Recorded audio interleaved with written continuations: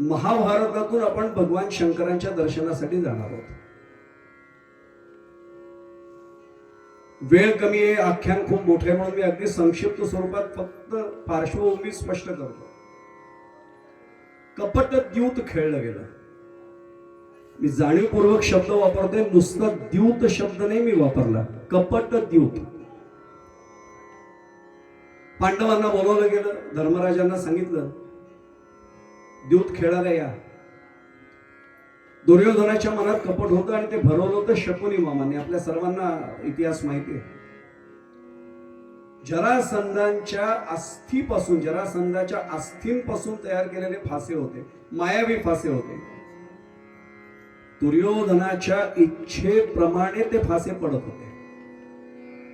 अनेक जण पटकन म्हणतात धर्मराज दादा बाकी चांगले होते, युधिष्ठिर बाकी चांगले होते, ते एवढं ते द्यूत खेळण्याचं व्यसन नव्हतं.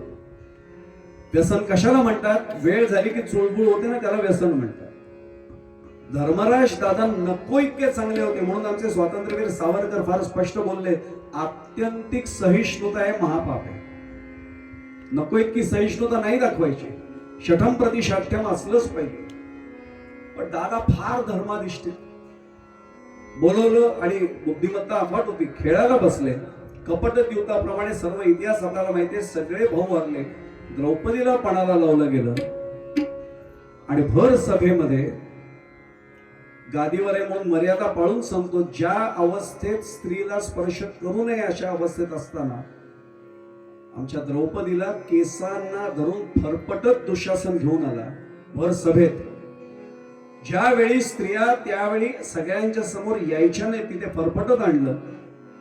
फक्त पुढे जाण्यापूर्वी सांगतो, मी जबाबदारीने हे वाक्य सांगतोय, वस्त्रहरण शब्द वापरतात आमचे अनेक वक्ते, चूक. ते वस्त्राकर्षण झालं. भगवानजीचा पाठीराख आहे, बंधू आहे. वस्त्रहरण कसं होईल? वस्त्राकर्षण झालं, वस्त्र खेचलं गेलं. भगवंत पाठीराख होता. त्या दुःशासनाला सांगितलं, तुझ्यात काय हिंमत आहे बघू, मी बसलोय तिचा पाठीराख, बघू तू दमतोयस का मी दमतोय. वस्त्र पूर्ण साडीचा कारखानाच दिला होता. काय खेचतोयस तू बघू. त्यावर खूप खरं बोलण्यासारखे, माझी वेळ कमी आहे, मला मुख्य आख्यानाकडे जायचं म्हणून मी त्यात थांबत नाही. हे सगळं झालं आणि भीम उठला आणि भीम एवढंच म्हणला, गदा हातात अशी धरली, थरथर थरथर हात कापायला लागला. दुर्योधन ओरडला होता, ए भीमा खाली बस. डोळ्यांच्या आमच्या इशाऱ्याशिवाय श्वास सुद्धा घेण्याचा अधिकार तुम्ही गमावला, दास आहात आमचे तुम्ही, बस खाली. त्याने एवढंच सांगितलं. द्रौपदीची भर सभेत विटंबना केली, केसाला धरून आणलेस ना. हा भीम प्रतिज्ञा करतोय, अरे आज नाही उद्या युद्ध होणार, युद्ध अटळे, रणात भेट, रणांगणावर भेट. की सहस्त्र मनाची गदा वापरीन, तुझी छाती फोडीन आणि त्या फुटलेल्या छातीतनं येणार रक्त, त्याचा अभिषेक द्रौपदीच्या केसांना घालून ते केस पवित्र करेल. आणि द्रौपदी सुद्धा, तिला याज्ञसेनिक नाव आहे बरं का, यज्ञाच्या अग्नीतून ती प्रकट झाली. ती देवी पार्वती मातेचा अवतार मानली जाते. द्रौपदी पण सांगते की प्रतिज्ञा खरी करा, तोपर्यंत केस बांधणार नाही. आणि हे सगळे पांडव आता आलेत कुठे? धौम्य ऋषींच्या आश्रमात, द्वैत वनात आले. शोकाकुल वातावरण आहे, अत्यंत शोकाकुल वातावरण. कोणी कोणाशी बोलायला तयार नाही, काय करावं समजेना.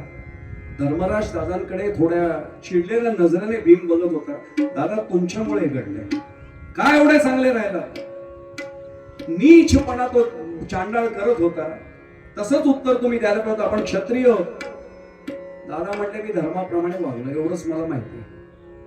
मी असत्य कधी वागलो नाही, मी धर्माचरण कधी सोडलं नाही. आणि हे सगळं शोकाकुल वातावरण असताना सगळे पर्णकुटीत राहत आहेत, बाहेर येत आहेत, कधी आत जात आहेत, पण एकमेकांशी नीट बोलणं नव्हतं.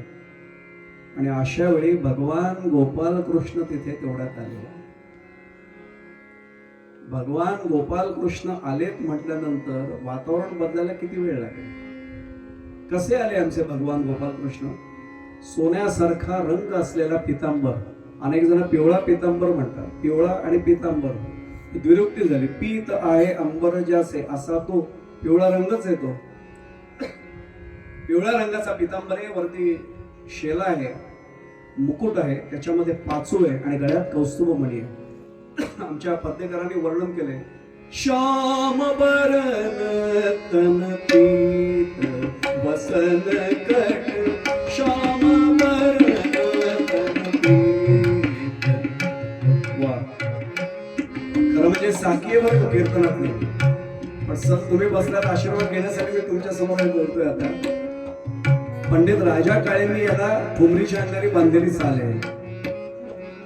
श्याम बरन तन पीत बसन कट, श्याम बरन तन पीत. डोळ्यासमोर भगवान गोपाल कृष्ण आणा. श्याम बरन तन पीत बसन कट, श्याम बरन तन पीत. कंठ में कौस्तुभ झलके, कंठ में कौस्तुभ झलके.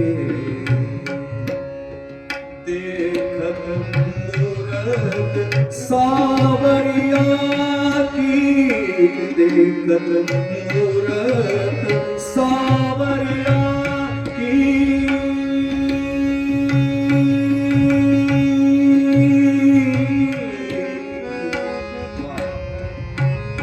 सात असे चांगले असले की थोडे प्रयोग करता येतात.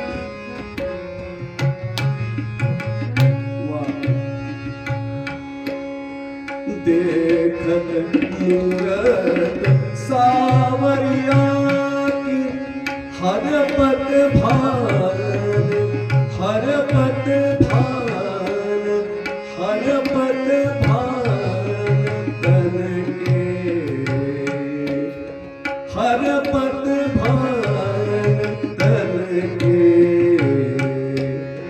श्याम बरन तन पीत बसन कट, श्याम बरन तन पीत बसन कट, श्याम बरन तन, श्याम बरन तन, श्याम बरन तन पीत बसन कट, श्याम बरन तन पीत. श्याम बरन तन पीत बसन कट, कंठ में कौस्तुभ झलके. देखत मूरत सावरिया की, हरपत भान तनके. पांडव सगळं भान विसरले, सगळं दुःख विसरले, पण बोलत कोणीच नव्हते. सगळे आले आणि भगवंताला हात जोडून नमस्कार केला, पाया पडले. भगवंतानी मौन सोडलं पहिल्यांदा. कसे आहात सगळे? फक्त मान हलवली, बोलले कोणी नाही, कारण दुःख आतमध्ये कोंडलेलं होतं. आणि गंमत अशी की भगवंत यांच्याशी बोलतायत, पण नजर मात्र दुसरीकडेच आहे, शोधतायत कोणाला तरी. एरवी कृष्ण आलाय म्हटल्यानंतर यांच्यापेक्षा पुढे बहीण धावत यायची. आज माझी लाडकी बहीण आहे कुठे? न राहून छोटी विचारतात, माझी बहीण कुठे, माझी द्रौपदी कुठे? आणि बस ते आतमध्ये वाटच पाहत होते. कृष्ण आले हे द्रौपदीला सांगण्याची गरज नव्हती, धावत धावत आली. आणि कृष्ण आतुरतेने बघतायत, माझी द्रौपदी आली. पण ती आली आणि धाडकन आमच्या भगवंताच्या पायावर कोसळली आणि अश्रूंचा अभिषेक सुरू केला.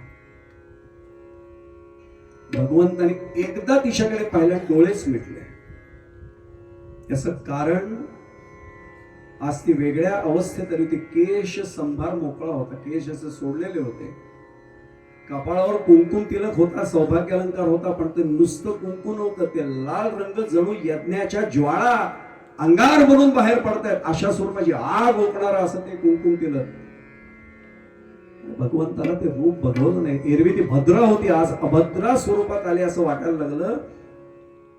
आणि तिने प्रतिज्ञा केली होती, जोपर्यंत भीमाची प्रतिज्ञा पूर्ण होत नाही, दुर्योधनाची छाती फोडली जात नाही, तोपर्यंत केस नाही बांधणार. भगवंतानी फक्त मस्तकावर हात ठेवला आणि एवढंच म्हणलंय, द्रौपदी अगं सांभाळ स्वतःला, हे संचित असतं. आपला विषय तिथे चालला होता, हे संचित असतं. ताड करून उभी राहिली द्रौपदी. भगवंता हे कसलं संचित, हे कसलं संचित? अरे जिथे तू माझा पाठीराखा आहेस, हे संचित असलं, हे संचित असत. भगवंत म्हणाला तरी सुद्धा कर्मगतीत चुकत नाही. बिकल भई मन में अतिरोवत, बिकल भई मन में अतिरोवत, राजा द्रुपद कुमारी, राजा द्रुपद कुमारी, राजा द्रुपद कुमारी. द्रौपदी ही द्रुपदाची मुलगी आहे.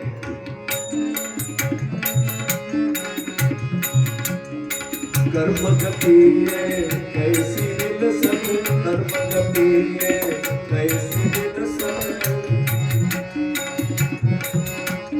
कर्मगती कैसी विलसन, कर्मगती कैसी विलसन.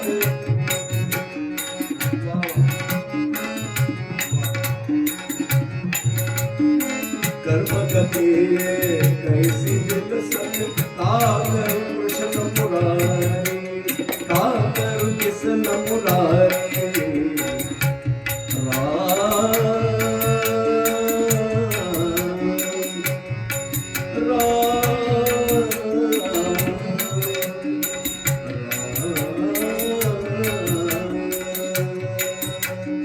राजा राम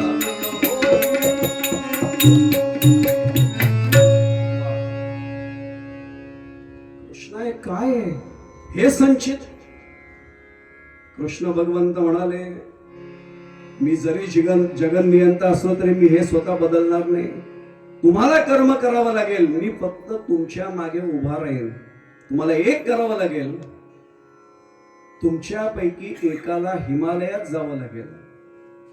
तिथे जाऊन भगवान शंकरांची आराधना तुम्हाला करावी लागेल. आशीर्वाद माझा, तपश्चर्या तुमची. भीम उठला. भगवंतानी भीमाला सांगितलं भीमा तू बस खाली. एक सांगू, तपश्चर्या करण्यासाठी प्रवृत्ती आणि प्रकृती अनुकूल असावी लागते.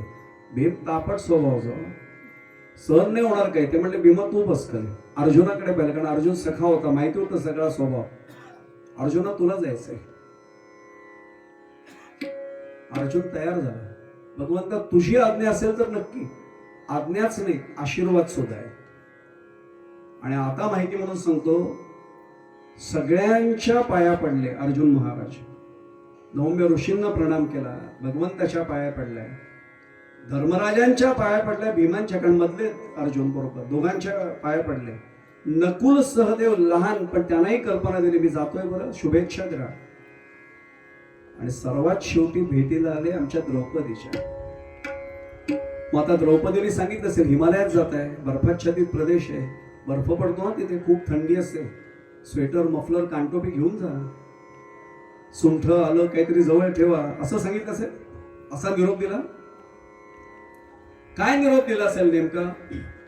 स्मरण असावे, स्मरण असावे, स्मरण असावे अभागिनीचे, स्मरण असावे अभागिनीचे, त्या दुर्योधन दुःशासनाचे, त्या दुर्योधन दुःशासनाचे. हिमालयामध्ये जाताय, मूळ हेतू विसरू नका, यांचं स्मरण ठेवा. यांच्यामुळे विटंबना झाले. आणि आठवण करून देते काय काय झाले त्याची. छत्री पांडव शंकरी बदला, छत्री पांडव शंकरी बदला. हा छत्री जो शकुनी मामा होता तो हसला आमच्याकडे बोल, आणि पांडवांना काय म्हणाला? शंडा. विटंबना होते द्रौपदीशी, काही नाही करू शकत तुम्ही, विसरू नका. छत्री पांडव शंकरी बदला, हास्य लास्य त्या शकुनियाचे, हास्य लास्य त्या शकुनियाचे. स्मरण असावे अभागिनीचे, स्मरण असावे.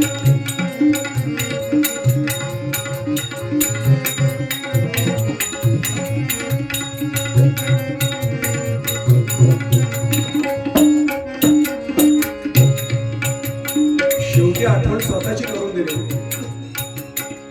पंडुसुशाही सभेसी नेली, पंडुसुशाही सभेसी नेली,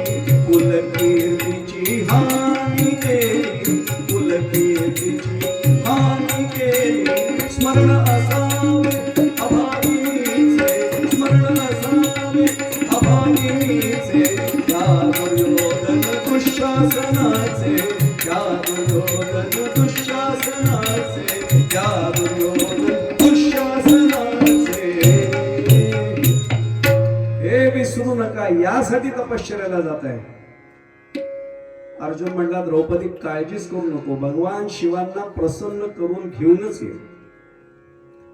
कदाचित भगवान शंकर लवकर प्रसन्न होतील खात्री त्यांना वाटली असावी, कारण त्यांना माहिती आपलं आख्यान चालणारे कुठे, बीड खुर्दच्या अत्यंत पवित्र शिवमंदिराच्या प्रांगणात. इथे भगवान शंकर प्रत्यक्ष जागृत येतो. मी दरवर्षी सांगत असतो, मी येताना देखील आमच्या गिरीशजींना सांगितलं की आदर्श शंकर देवस्थान इथे आहे. भगवान शंकरांना आवडणारा जलाशय पण आहे, त्यांना आवडणारी स्मशानभूमी सुद्धा बाजूलाच आहे. अशा प्रांगणात भगवंत नसतील तर कुठे येतील. आणि सर्वात महत्वाचं, त्यांची पूजा करणारे, आराधना करणारे आपल्यासारखे जागृत भक्त जर असेल तर देवाला जागृत राहावंच लागेल, त्याला प्रकट व्हावंच लागेल. अर्जुन महाराज निघाले, थेट हिमालयात आले. आता तुम्ही म्हणाल द्वैतवनातनं थेट कसे काय पोचले? 5:45 वाजले म्हटल्यानंतर पोचायलाच पाहिजे. पोचले थेट. गेल्या गेल्या अवलोकन केलं. माझ्यासारखं असतं तर म्हटलं असतं एक सपाट जागा बघूया, कुठेतरी छान बसता येईल, सगळीकडे नजर राहील. तपाचरणाला आलं याचं भान होतं. अर्जुनाने कोणती गुहा निवडली माहिती आपल्याला? वर्णन असेल अर्जुन किरात भारवी ऋषींनी दिलेलं आख्यान आहे उपलब्ध संस्कृत मध्ये.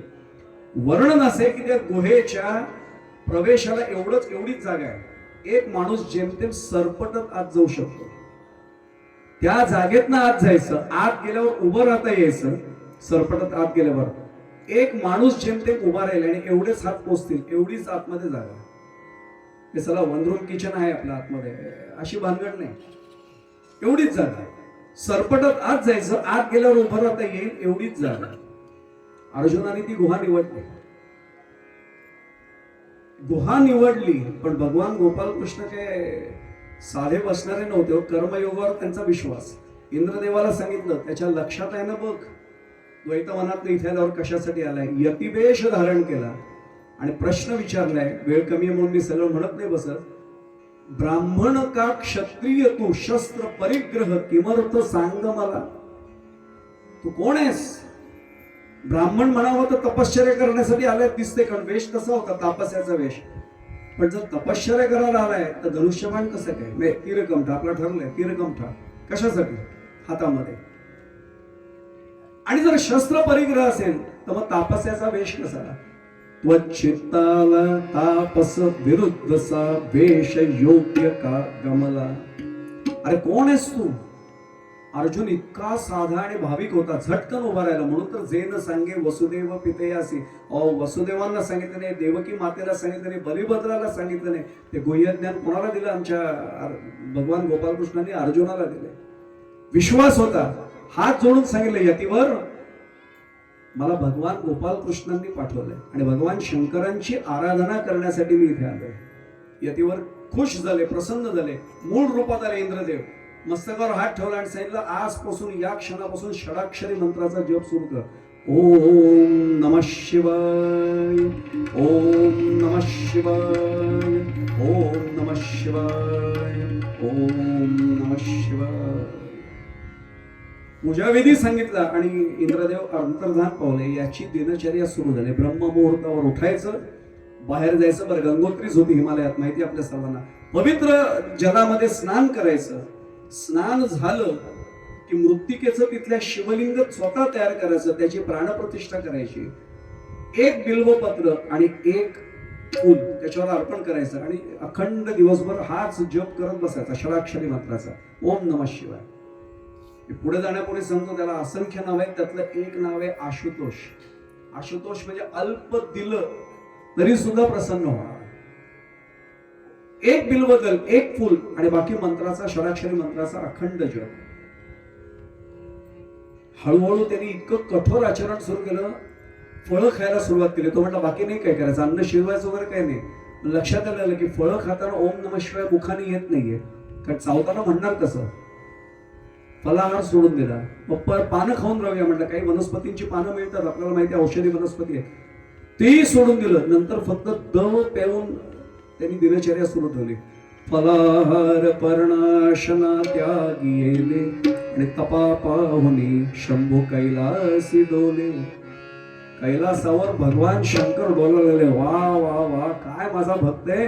अरे फलाहार सुद्धा सोडला, पर्णाशन सुद्धा सोडून दिलं, फक्त ओम नमः शिवायचा जप करतोय आणि माझी पूजा करतोय. प्रसन्न झालं पाहिजे. पण प्रसन्न व्हायचं तेव्हा दोन हेतू त्यांनी मनात ठेवले. त्याच परिसरात मूक नावाचा एक राक्षस त्यावेळी होता. हा राक्षस काय करायचा, मायावी रूप धारण करायचा आणि जो असा जपाला बसेल किंवा पूजेला बसेल त्याच्यात विघ्न आणायचा. शितोळे साहेबांनी अशा किती केसेस आजपर्यंत सोडवले असतील मला माहित नाही. त्यावेळी राक्षस शिंग असलेले असायचे. आता दिसतात आपल्यासारखेच, पण विघ्न आणतात ना धार्मिक कार्यात. असे किती त्यांना सर्व्हिसमध्ये भेटले असतील तेव्हा, आणि किती जणांचा बंदोबस्त करावा लागला असेल. भगवान शंकर म्हणले याचा बंदोबस्त पण करायचा आणि याच्यावर कृपा दृष्टी करायची. म्हणून निघाले कसे, वेश बदलला. भगवंताला वेश बदलायला किती वेळ लागतो. खरं आमचे भगवंत कसे, कर्पूर गौरम करुणावतारम संसार सारम भुजगेन. कर्पूर गौर आहे, पण आज रंग बदलला, काळा कभिन्न रंग धारण केलाय. धिप्पाड शरीर यष्टी, बुवाकडे पाहू नका. भगवान शंकरांचं मी वर्णन करत होतो. बुवा असाय त्याला काय बुवा करणार. भगवान शंकर असे धिप्पाड, भिल्ल असे 6-6.5 फूट उंची, पिनाक नावाचं धनुष्य घेतलं, वाकडं तिकडं, आणि त्याच्यात रानटी बाण घेतले आणि निघाले म्हटल्यानंतर पार्वती देवींचं लक्ष होतं. कुठे भक्ताला भेटणार, मी येणार अशा नाही यायच्या. माझ्यासारखा वेश धारण करा. मी शबर आहे, तुम्ही शबरी व्हा. पुरारी भिल्ल वेशधारी, पुरारी भिल्ल वेशधारी, शबरी रूप नटे गौरी, शबरी रूप नटे गौरी. पुरारी भिल्ल वेशधारी, शबरी वेश नटे गौरी. आता वर्णन केले शंकर भगवंत कसे दिसत होते. फुलांच्या गळ्यामध्ये माळा, फुलांच्या गळ्यामध्ये माळा, शिरीषी पिंछ मुकुट केला, शिरीषी पिंछ मुकुट केला. मोरपीसाचा खोवलेला मुकुट हा डोक्यावर परिधान केलाय आणि गळ्यात फुलांच्या माळा. म्हणजे मोगऱ्याची वगैरे फुलं नाही, रानटी फुलं होती. भगवंत कधी वेश चुकणार नाही. आता त्या कशा लागतात, त्या पार्वती देवी आल्या ना बरोबर. जननी जगदंबा,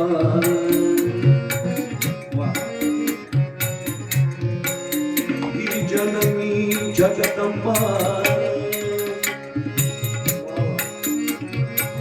जगदंबा, जगदंबा, जगदंबा, जगदंबा.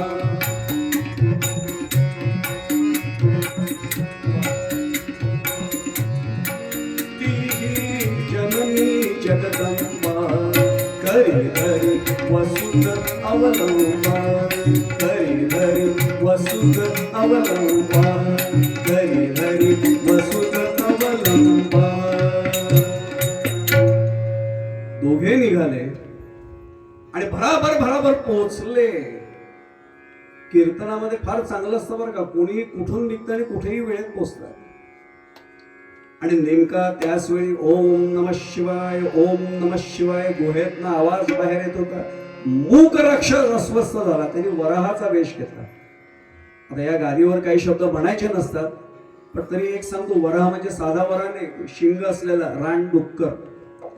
असा 11 वेळा गुरगुर गुरगुर गुरगुर करत धावत सुटला आणि आता त्या गुहेत शिरणार.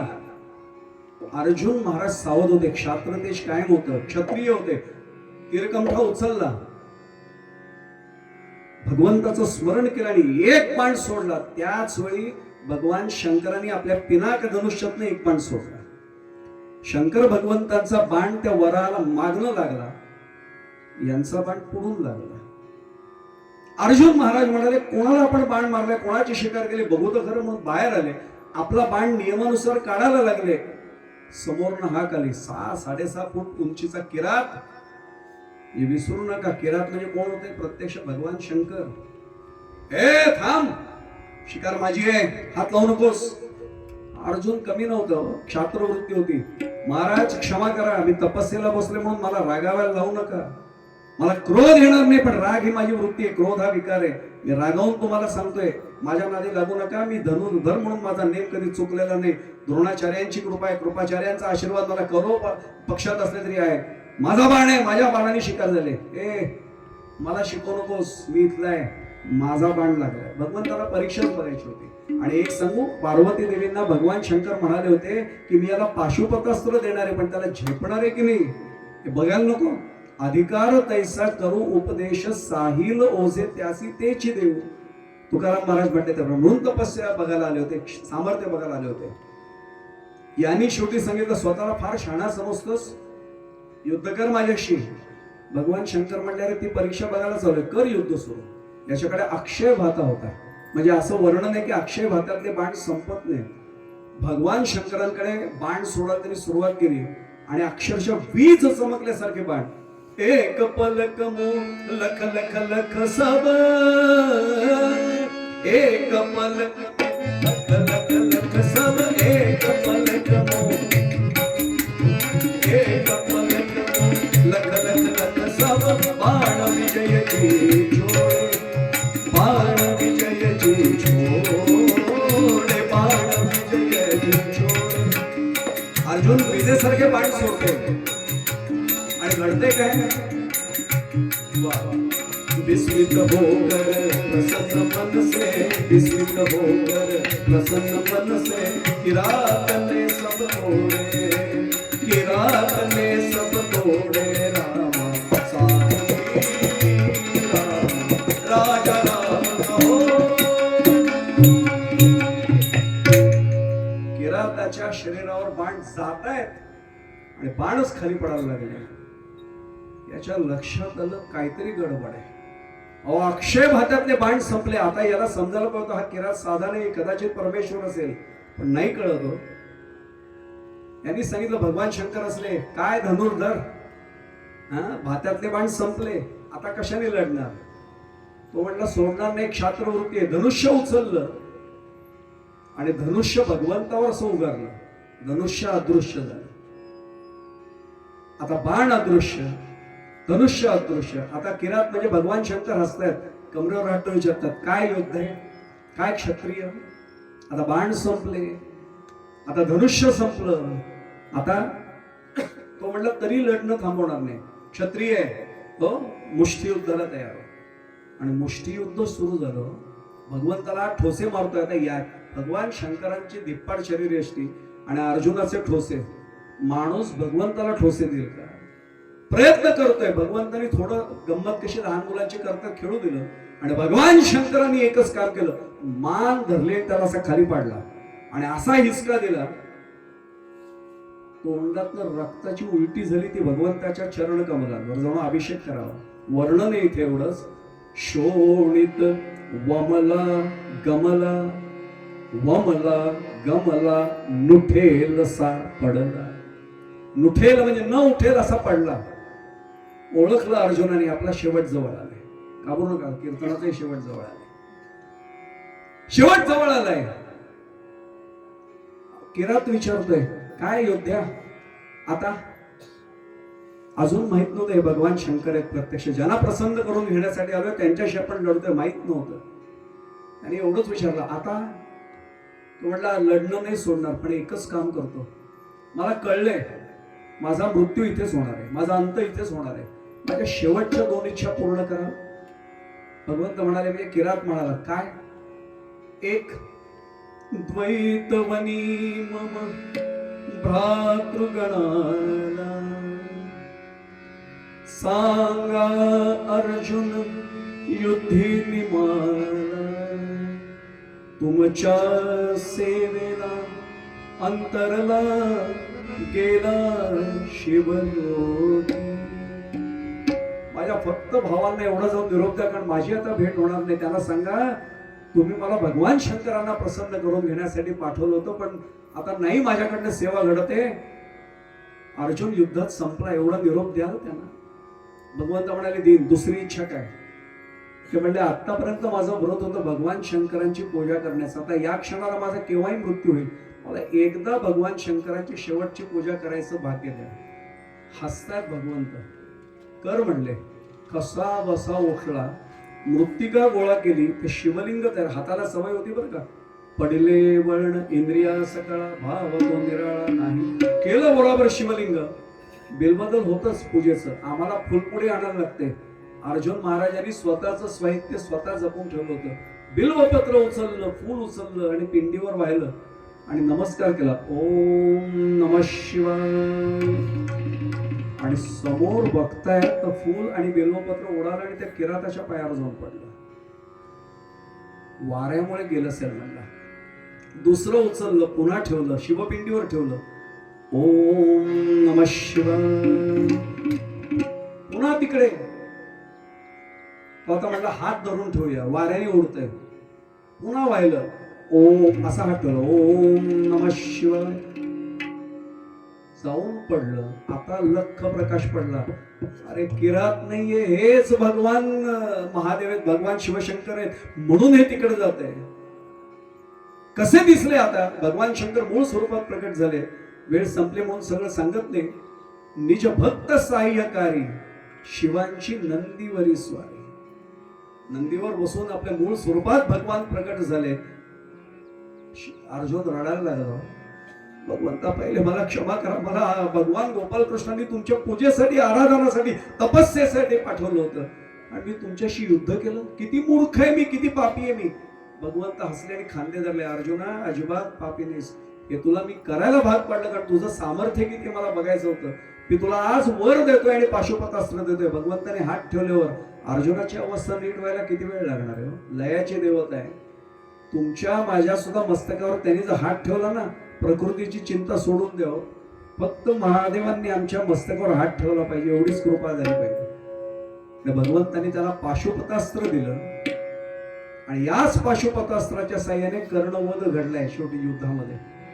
जाता जाता एकच सांगतो सेवेच्या संगतीला, मला पाशुपतास्त्र नकोय. मला कुठलं अस्त्र हवंय? वासना जिंकण्यासाठी आणि अहंकाराला जिंकण्यासाठी जे अस्त्र हवंय ते भगवान शंकरांकडे आपला प्रतिनिधी म्हणून मागतो. आम्हा सर्वांवर एकच कृपा करा, बाकी काही देऊ नका, पण वासनेला आणि अहंकाराला जिंकण्याचं अस्त्र जे आहे ते आम्हाला द्या. आणि ते अस्त्र खरं नामाचं अस्त्र आहे. आजच महाराजांच्या प्रवचनात आहे, या नामाने हे सर्व साध्य होतंय. नामाचं बळ आम्हाला भगवान शंकरांनी द्यावं, ही प्रार्थना आपल्या सर्वांचा प्रतिनिधी म्हणून त्यांच्या चरणाशी करतो. यंदाचा इथलं उत्सवाचा रौप्य महोत्सवी वर्ष आहे. उत्सव सुरू करणं सोपं असतं, तो निष्ठेने चालवणं महाकठीण आहे. आपण सगळ्या मंडळींनी हे रौप्य महोत्सवी वर्ष साजरं केलं, यासाठी खरं तर मी आपल्याला सर्वांना वंदन करतो. मी संयोजकांना धन्यवाद देणार नाही, संयोजकांच्या चरणी कृतज्ञतापूर्वक नमस्कार नक्की करेन, कारण 25 वर्ष उत्सव चालू ठेवणं हे चेष्टा नाही. त्यामुळे आपण सर्वच जण भगवंताच्या कृपेला निश्चितपणे पात्र आहात. आपल्या सर्वांच्या चरणी नतमस्तक होतो. एकच माझी प्रार्थना, कृपावंत व्हा आणि आशीर्वादाचे दुनियात माझ्या मस्तकावर कायम ठेवा, ही प्रार्थना आपल्या चरणाशी करतो. माझ्या उभय साथीदारांना वंदन करतो. उत्तम ध्वनिक्षेपक व्यवस्था त्यांनाही नमस्कार करतो. पुन्हा एकदा झालेली सेवा भगवंताच्या माझ्या सद्गुरूंच्या चरणी समर्पित करून फक्त एक चरण नुसता गुणगुणतो आणि मागणं मागून लगेच आपण थांबू. संचितासी दग्ध करी ऐसा तो,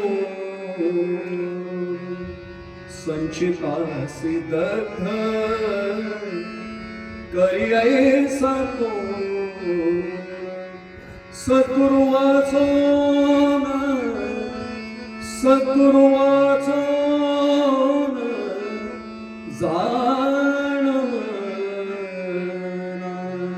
संचितासी दग्ध करी ऐसा कोण, करी ऐसा कोण, करी ऐसा कोण.